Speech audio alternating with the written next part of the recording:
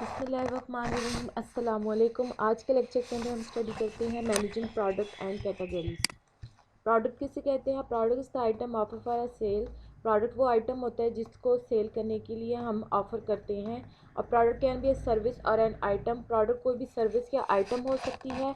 It can be physical और इन virtual cyber form. Physical भी हो सकता है, वर्चुअल भी हो सकता है एंड साइबर फॉर्म में हो सकता है।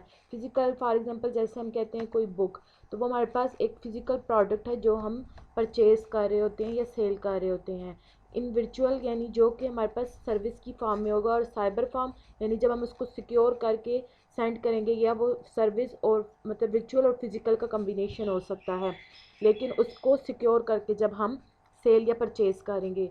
Every product is made at a cost and each is sold at a price. Her product की कोई ना कोई कास्ट होगी और उसको हम किसी प्राइस की बेस पे सोल्ड करेंगे। The price that can be charge depend on the, अब जो हम प्राइस उस प्रोडक्ट के ऊपर चार्ज करेंगे डिपेंड करता है ऑन मार्केट द क्वालिटी के, मार्केट पे डिपेंड करता है उसकी क्वालिटी पे, द मार्केटिंग हमने उसकी कितनी मार्केटिंग की है, and the segment that is targeted, और कितना हमने सेगमेंट जो उसके लिए टारगेट किया हुआ है। तो प्रोडक्ट हमारे पास क्या है? कोई भी आइटम है जो कि हमारे पास सर्विस हो सकती है, फिजिकल हो सकता है, वर्चुअल या साइबर फॉर्म में हो सकता है। हर प्रोडक्ट की कोई ना कोई प्राइस या कॉस्ट होगी, और उसकी प्राइस डिपेंड करेगी मार्केट, क्वालिटी, मार्केटिंग और सेगमेंट कितना हमने उसके ऊपर टारगेट किया हुआ है। नेक्स्ट आ जाता है प्रोडक्ट की टाइप। सबसे पहले आता है simple, cover the vast majority of any product you may sell. Simple product are ship and have no option, for example a book. Simple product वो प्रोडक्ट होते हैं जो कि मेजॉरिटी में होते हैं, यानी कोई भी प्रोडक्ट जो आप सेल करना चाहते हैं जो कि सिंपल प्रोडक्ट होंगे, जैसे हमारे पास बुक, लैपटॉप हमारे पास आ जाता है, ये सिंपल प्रोडक्ट है और ये मेजॉरिटी में हमारे पास होंगे। और ये शिप होते हैं, मतलब इनको हम एक पॉइंट से दूसरे पॉइंट पे, यानी अगर कस्टमर तक हमने मूव करना है तो इन प्रोडक्ट को हम इजीली मूव कर सकते हैं। सेकंड हमारे पास आता है group, a collection of related product that can be purchase individually and only consist of simple product.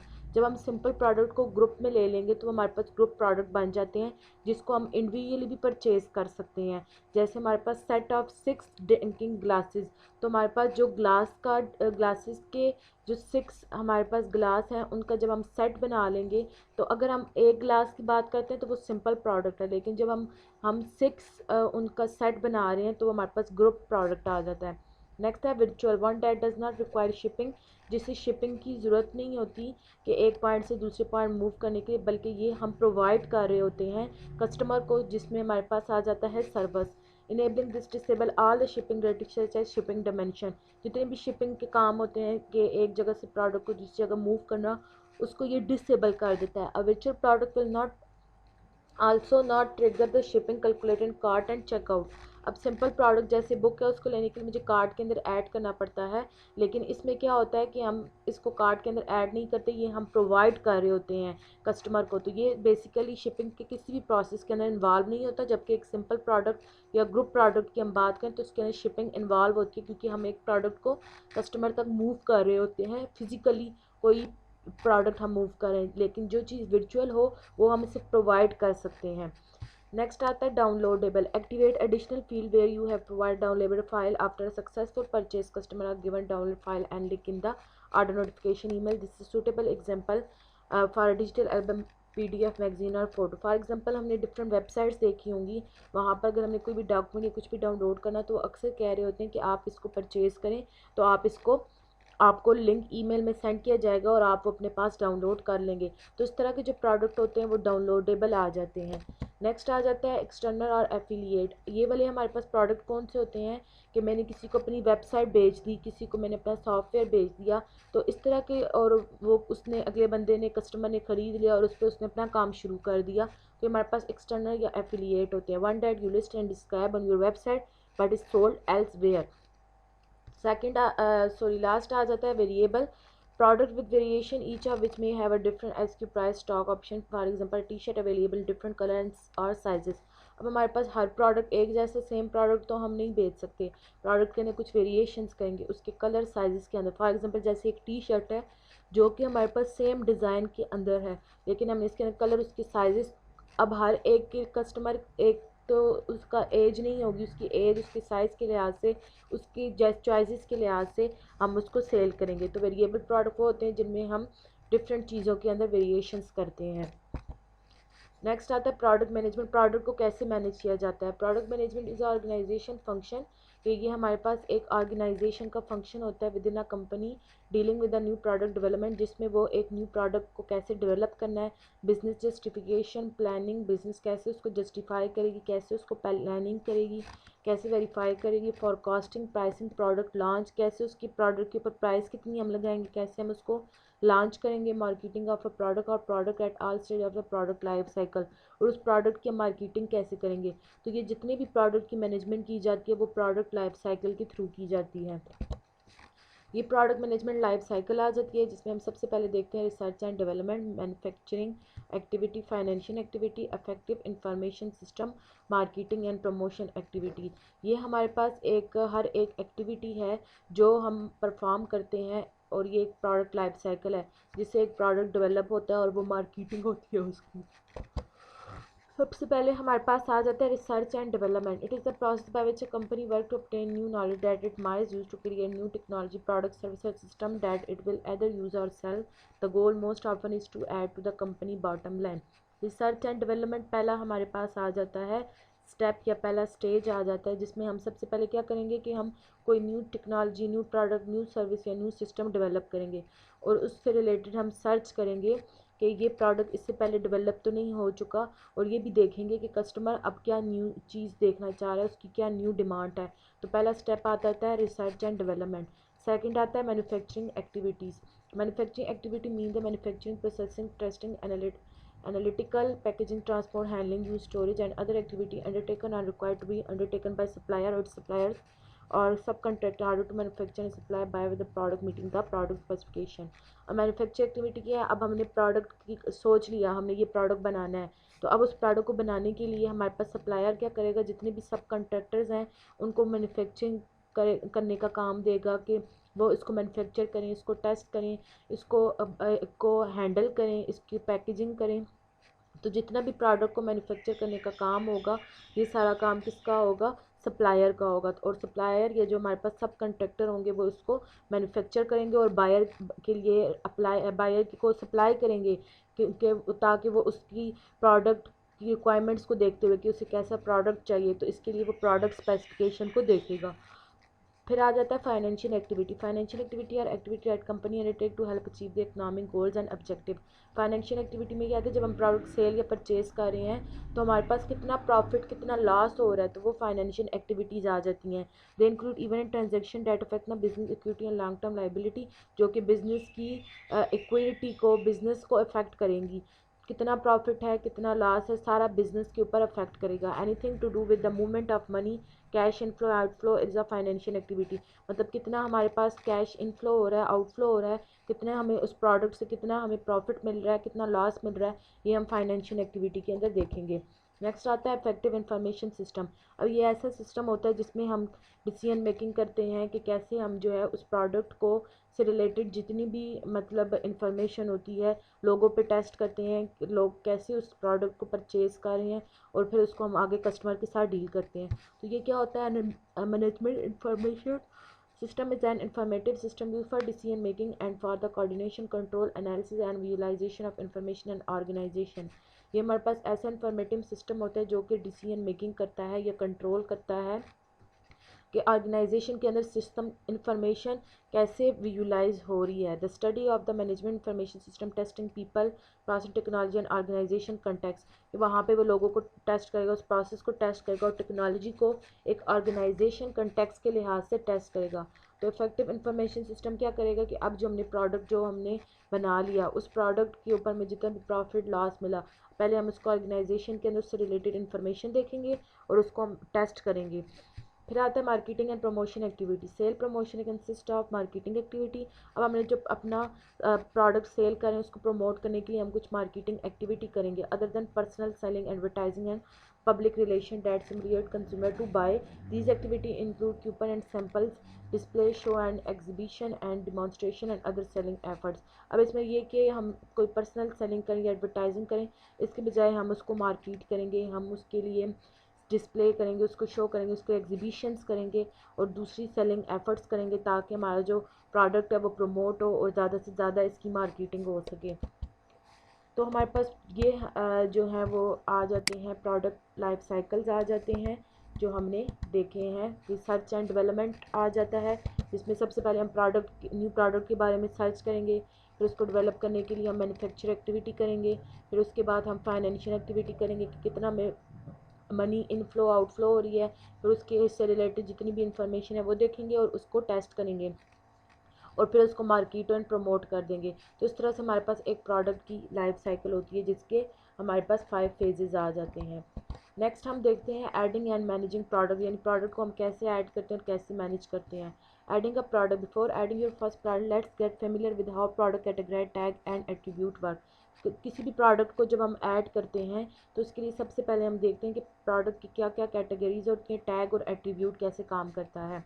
Product category and tag work in much the same way as normal category and tag you have when writing posts in WordPress. They can create, edit and select it at any time. This can be done when you first create a product or come back and edit it other category tags specially. Product category में हम क्या करते हैं, product category हम product के ऊपर tag लगाते हैं, ये वाला प्रोडक्ट ये है, उनको आपस में डिफ्रेंशिएट करते हैं या कैटेगराइज करते हैं। ये दोनों सेम काम करते हैं, जिसमें हम ये बताते हैं कि हम कैसे अपना प्रोडक्ट सेलेक्ट कैसे करना है, उसको एडिट कैसे करना है, क्रिएट कैसे करना है। ये सारा काम यानी जो प्रोडक्ट कैटेगराइज करने का कि ये वाला प्रोडक्ट जैसे शूज़ वाला इससे रिलेट करता है, बुक वाला इससे रिलेट करता है, कार वाला इससे रिलेट करता है। तो इसके लिए हम वर्डप्रेस का यूज़ करते हैं और वहाँ पर हम क्रिएट, एडिट और सिलेक्शन का करते हैं। तो जब भी हम पहला प्रोडक्ट क्रिएट करेंगे तो उसको हम क्या करते हैं, एडिट करते हैं कैटेगरी या टैग के अंदर। नेक्स्ट आ जाता है tag. The process of tagging product consist of assigning keyword. अब प्रोडक्ट को हमने कैटेगराइज कर दिया कि ये वाला शूज़ है, ये वाला बुक है, अब हमने उसको कोई ना कोई कीवर्ड असाइन करना है, ठीक है। और phrases to product so they are easy to find within your e commerce page site search की। जब कोई भी उसको फॉर एग्जांपल OLX पे अगर मैंने कार सर्च करनी है तो मैं कार का कीवर्ड लिखूँ तो सारी कार आ जाए, तो ऐसा हमने टैग लगाना होता है। On site search and therefore intuitive product tagging is an integral part any successful commercial website sale. किसी भी स्ट्रेटजी के अंदर, किसी भी वेबसाइट के अंदर अगर हमने कोई भी प्रोडक्ट सेल करने के लिए, आपके लिए टैगिंग बहुत इंपॉर्टेंट होती है, क्योंकि हमारे पास हमें कस्टमर के लिहाज से देखना होता है कि वो कौन सा कीवर्ड सर्च करेगा। एट्रीब्यूट्स आ जाते हैं, this can be added per product as you can set up global attribute for entire store too, for example in layer navigation. अब हमने उस प्रोडक्ट को के अंदर कोई ना कोई एट्रीब्यूट ऐड करना होता है, जैसे हमने एक ऑनलाइन स्टोर के अंदर ये एट्रीब्यूट ऐड किया है कि उसको हम नेविगेशन कर सकते हैं, यानी उसको हमने उसके कोई ना कोई हमने फीचर डाल दिया उसके अंदर। जैसे हम उस प्रोडक्ट को मूव करके उसके बारे में सारा बता देते हैं कि इस प्रोडक्ट के बारे में उसके कैरेक्टरिस्टिक्स बता देते हैं कि ये प्रोडक्ट है, ठीक है। तो ये हमारे पास उसके एट्रीब्यूट्स आ जाते हैं। नेक्स्ट आ जाता है प्रोडक्ट कैटेगरी मैनेजमेंट। अभी हमने प्रोडक्ट को ऐड करने के लिए 3 चीज़ें देखी कि प्रोडक्ट को कैटेगराइज करना, टैग्स और एट्रीब्यूट। अब उस प्रोडक्ट कैटेगरी को मैनेज कैसे किया जाता है, तो product category management involve pricing, merchandising and promotional effort in retail space. In this lesson you will learn more about what product category management, कि अब कैसे प्रोडक्ट कैटेगरी मैनेजमेंट में क्या होगा, हम उसकी प्राइसिंग करेंगे, उसको प्रमोशनल एफर्ट्स करेंगे, तो इसको हम देखते हैं। ई कॉमर्स प्रोडक्ट कैटेगरी, सबसे पहले हमारे पास आ जाती है हायरार्किकल टाइप कैटेगरीज। अब इसमें क्या है, the most essential way to merchandise your product in by their product type in a hierarchical manner. This mean you will have set a broad main category product category with 1 or 2 level of subcategory below the lower the category the hierarchy the more specific it will. अब hierarchy में ये होता है ना, hierarchy type category के अंदर हमारे पास क्या होगा कि इसमें हम हायरार्किकली लेवल्स होंगे, यानी पहला लेवल है फिर उसके बाद उसके सब लेवल्स होंगे। तो इस तरह का जो प्रोडक्ट होगा वो हायरार्किकल टाइप कैटेगरी में होगा। For example a furniture store might set up category by room, but with in each room a shopper will need to narrow the result by a more specific product type. So in a bedroom furniture category, store owner might create certificate for nightstand, dressers, armoires and beds. Within bed might the bed frame, headboards and mattress. अब क्या है कि उसने furniture बताना है room के लिए, तो उसने क्या किया, फर्नीचर के साथ साथ बेडरूम के लिए क्या क्या फर्नीचर की कैटेगरी होगी, फिर बेडरूम के अंदर सब कैटेगरी नाइट स्टैंड, ड्रेसर्स, हमारे पास बेड्स क्या होंगे, फिर बेड्स के अंदर फर्दर क्या, बेड्स फ्रेम्स, हेडबोर्ड्स, मैट्रेस कैसा होगा। तो इस तरह की जो हम हायरार्किकल अरेंज होंगे, तो ये वो जो हमारी प्रोडक्ट कैटेगरी होगी वो हायरार्किकल टाइप कैटेगरी होगी। नेक्स्ट आता है attribute based category. If many of your product have feature in common, it's worth setting up attribute based product category. कि जब आपके प्रोडक्ट के कुछ फीचर्स होंगे तो वो हमारे पास प्रोडक्ट की एट्रीब्यूट आ जाएंगे। This method of organize cut across type category and may appeal to more style focus or feature focus shopper. इसमें हमारे पास जो शॉपकीपर होता है वो क्या करता है कि आपको प्रोडक्ट के फीचर्स बता के कोई चीज़ सेल कर रहा होता है। जैसे हमारे पास एग्जांपल आती है, an online store selling video games that are already categorized by genre type may also want to offer category based on operating system और प्लेटफॉर्म। जैसे हमने एक ऑनलाइन स्टोर के अंदर हम वीडियो गेम बेच रहे हैं, तो वो हमारे पास उसकी हमने एक टाइप सेट कर दी है। टाइप क्या है कि या वो ऑपरेटिंग सिस्टम पे बेस हो सकता है या हमारे पास कोई भी प्लेटफॉर्म दूसरा। A television retailer should consider offering categorize based on feature like resolution, size और नंबर ऑफ HDMI इनपुट्स। इसी तरह अगर हमने एक टीवी बेचना है तो हम बता देते हैं कि इसकी ये फीचर है, इसका इतना रेजोल्यूशन, इसका इतना साइज़ है। तो ये सारी जो चीज़ें होती हैं वो एट्रीब्यूट बेस्ड कैटेगरीज में आ जाती हैं। या हमने अगर कोई शर्ट टी शर्ट सेल कर हम कहते हैं इसका ये साइज़ है, इसके ये कलर है, तो हम जब उसके एट्रीब्यूट्स के लिहाज से कैटेगराइज करेंगे तो एट्रीब्यूट बेस्ड कैटेगरीज में आ जाएंगे। Next step, function-based categories. It's safe to assume that people are shopping your website because they need an item in order to do something. This could be anything from cooking a meal to celebrating an anniversary. If there are functional or occasion-based way to categorize your product and you think they might be helpful to shopper, then no reason to offer them. For example, a kitchenware store might offer product category by cooking types such as mixing, chopping, baking. अच्छा, अब हम जो अपना product बेच रहे हैं वो किसी फंक्शन के लिए बेच रहे हैं। जैसे हमने आ जाता है कि यहाँ पर एक किचन के वेयर के लिए हमने एक जो है वो कोई कुकिंग मील जो है वो सेल कर रहे हैं। कोई भी कुकिंग से रिलेटिंग हमारे पास जैसे रोटी मेकर आ जाता है, उसका क्या है कि रोटी बनाने का काम करता है, तो उसको फंक्शन के लिहाज से जैसे यहाँ पे एग्जांपल है कि कुकिंग के लिए हमने वो मिक्सिंग भी, चॉपिंग एंड बेकिंग भी कर रहा है। तो जो कोई फंक्शन परफॉर्म करने के लिए हमारे पास प्रोडक्ट होंगे तो वो हमारे पास फंक्शन बेस्ड कैटेगरीज में वो प्रोडक्ट आ जाएंगे। Alternative gift shop should offer category based on occasion. जैसे हम गिफ्ट शॉप के अंदर जाते हैं तो वो हमारे पास ओकेजन के लिहाज से कि अगर एनिवर्सरी है उसके लिहाज से उन्होंने एक कुकिंग कोई मील बनाना है, मतलब फंक्शन के लिहाज से, इवेंट के लिहाज से हमारे पास आ जाता है।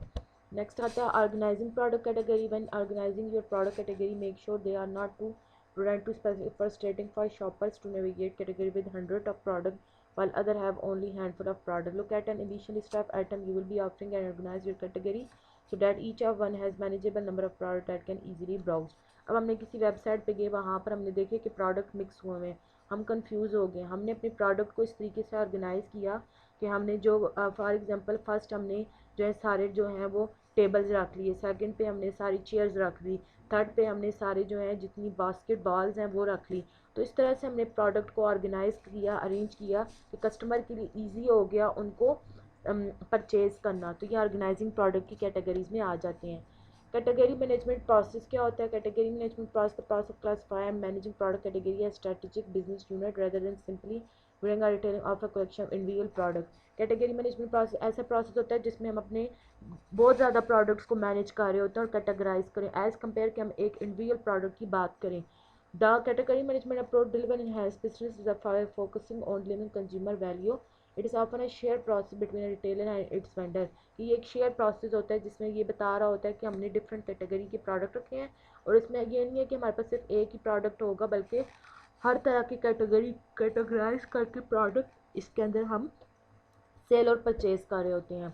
अब कैटेगरी मैनेजमेंट प्रोसेस को समझने के लिए इसकी हम प्रोसेस देख लेते हैं। सबसे पहले हम कैटेगरी को डिफाइन करते हैं, फिर कैटेगरी रोल देखते हैं, कैटेगरी असेसमेंट करते हैं, category performance, strategy, tactics, implementation and category revision करते हैं, जिससे हम वन बाय वन डिस्कस करते हैं।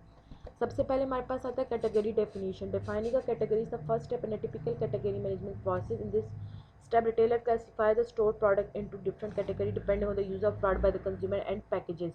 कैटेगरी डेफिनेशन में सबसे हम अपनी कैटेगरी बताएंगे, हम उसको कस्टमर को बताएंगे कि हमारे पास किस किस कैटेगरी के प्रोडक्ट हैं।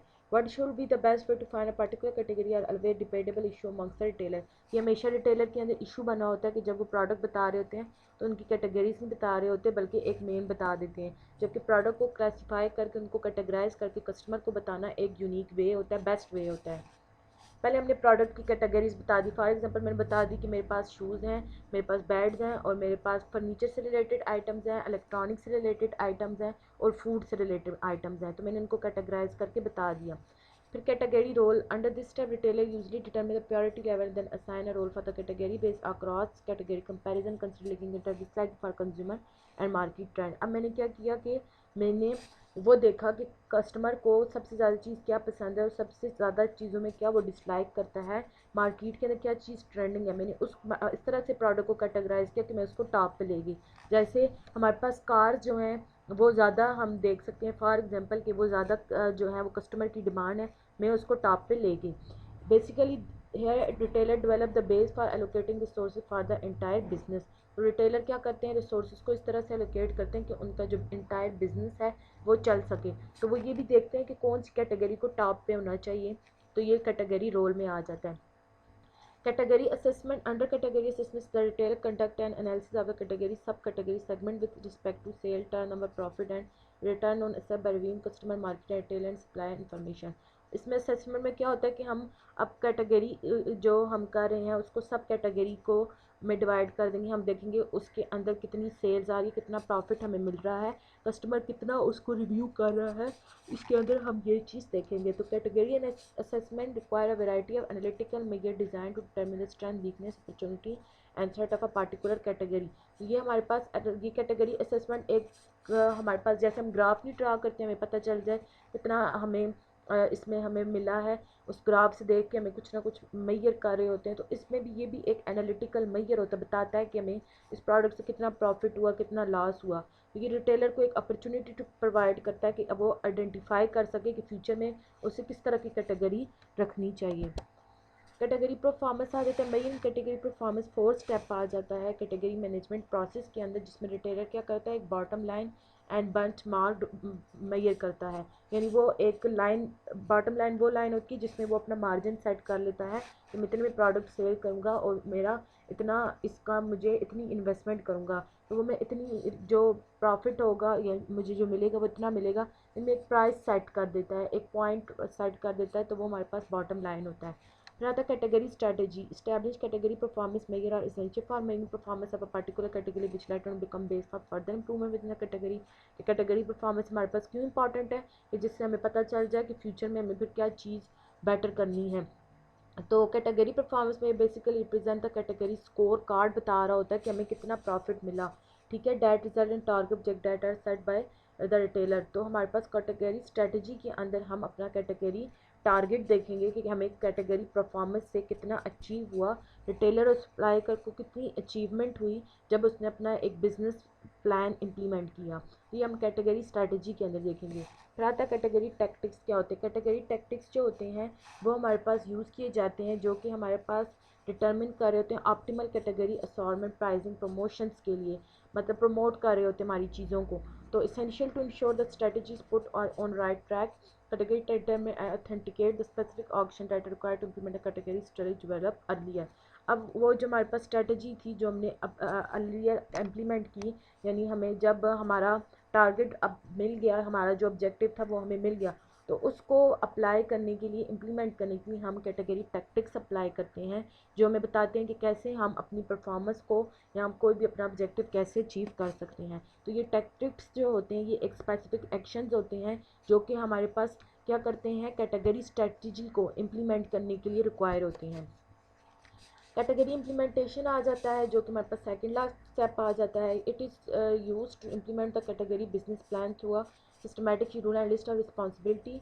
Implement category plan as per the objective laid down it's pass to success of category management. अब कैटेगरी इम्प्लीमेंटेशन क्या है कि ये हमारे पास कुछ रिस्पॉन्सिबिलिटीज़ हैं जो कि हम इम्प्लीमेंट करते हैं, जिनमें सबसे पहले आता है typical category plan under implementation stage include what specific task need to be done, कि हमें क्या स्पेसिफिक टास्क करने की ज़रूरत है, व्हेन टू डू कब करने हैं, कहाँ करने हैं और कौन करेगा। Therefore in short Implementing category plan on the part of a retailer required to decide what, where, when a task to accomplish and by whom. तो इसमें ये डील करता है कि हमने कब, कहाँ, कैसे इम्प्लीमेंट करना है, वो कैटेगरी इम्प्लीमेंटेशन आ जाता है। लास्ट स्टेप आता है कैटेगरी रिवीजन। और फाइनल स्टेप जो कि typical category management business plan के अंदर आता है वो है कैटेगरी रिवीजन। कैटेगरी रिवीजन क्या करता है? Review enable then concern supplier to gauge the performance of a category. वो उस कैटेगरी की परफॉर्मेंस को देखता है, identify key area of opportunity and threat to overcome by adopting alternate plan. तो वो देखता है जहाँ पे प्रॉब्लम है, जिस एरिया से हमें कोई इशू आ रहे हैं, तो उन एरियाज़ को ख़त्म करने की कोशिश करता है और उनके लिए प्रॉपर प्लानिंग करता है। तो ये हमारे पास आज का जो लेक्चर था, जिसमें हमने देखा कि हम किसी भी प्रोडक्ट को कैसे मैनेज कर सकते हैं, उस प्रोडक्ट को मैनेज करने के लिए क्या लाइफ साइकिल होती है, उस प्रोडक्ट को हम कैसे ऐड करते हैं, इस डिफरेंट तरह के हमने प्रोडक्ट को कैटेगराइज करते हुए देखा और प्रोडक्ट कैटेगरी की हमने मैनेजमेंट प्रोसेस देखा। तो hope you all understand. Thank you.